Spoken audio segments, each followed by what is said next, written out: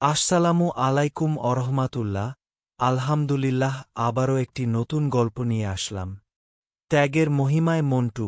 কোরবানির ঈদের আগের দিন গ্রাম জুড়ে এক অন্যরকম উৎসবের আমেজ। ছোট অয়ন তার প্রিয় ছাগল মন্টুকে নিয়ে বাড়ির আমিনায় বসে আছে। মন্টু কেবল তার একটি গৃহপালিত প্রাণী নয়, গত 6 মাস ধরে এটি তার খেলার পরম সাথী। প্রতিদিন স্কুল থেকে ফিরে অজন সবার আগে মন্টুকে ঘাস খাওয়াত, বিকেলে নদীর পাড়ে তাকে নিয়ে দৌড়াদৌড়ি করত। মন্টুও যেন অজনের সব কথা বুঝত। অজন ডাকলেই সে মাথা দুলিয়ে কাছে চলে আসত। অজনের বাবা রহমত মিয়া একজন সাধারণ কৃষক। সারা বছরের হাড়ভাঙা খাটুনির সঞ্চয় দিয়ে তিনি মন্টুকে কিনেছিলেন। অজন জানত কোরবানির নিয়ম, কিন্তু মন্টুর মায়া তার হৃদয়কে অদ্ভুত এক ভারাক্রান্ত করে রাখছিল। বাবার চোখেও ছিল বিষণ্ণতা, কারণ তিনিও জানতেন এই ত্যাগের পেছনে রয়েছে আল্লাহর সন্তুষ্টি লাভের মহিমা। রহমত মিয়ার কাছে মন্টু শুধু একটা পশু ছিল না, ছিল তার সন্তানের হাসিমুখের কারণ। ঈদের আগের রাতে অজন মন্টুর মাথায় হাত বুলিয়ে ফুঁপিয়ে কেঁদে উঠল। তার মনে হচ্ছিল সে তার সবচেয়ে প্রিয় বন্ধুকে হারাতে যাচ্ছে। রহমত মিয়া পাশে এসে বসলেন। অজনের কাঁধে পরম মমতায় হাত রেখে ধীরস্থির কণ্ঠে বললেন, বাবা, কোরবানি কেবল পশু জবাই করা নয়, এটি মনের ভেতরে লুকানো অহংকার, লোভ আর প্রিয় বস্তুকে মহান আল্লাহর রাহে ত্যাগ করার নাম।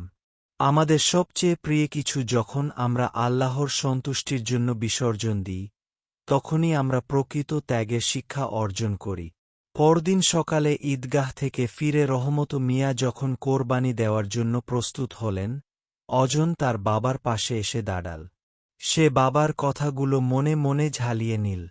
সে বুঝতে পারল তার এই প্রিয় বন্ধুর বিসর্জন স্রেফ একটি ধর্মীয় রীতি বা নিয়ম নয়, বরং এটি মানবিকতা ও ত্যাগের এক বিশাল শিক্ষা। সে গভীর শ্বাস নিয়ে কিছুটা কেঁপে ওঠা হাতে মন্টুর দড়িটি বাবার হাতে তুলে দিল। তার চোখের কোণে পানি থাকলেও মনে ছিল এক অদ্ভুত প্রশান্তি। সে নিজেকে বুঝিয়ে নিল যে মন্টুর এই ত্যাগ ব্যর্থ হবে না।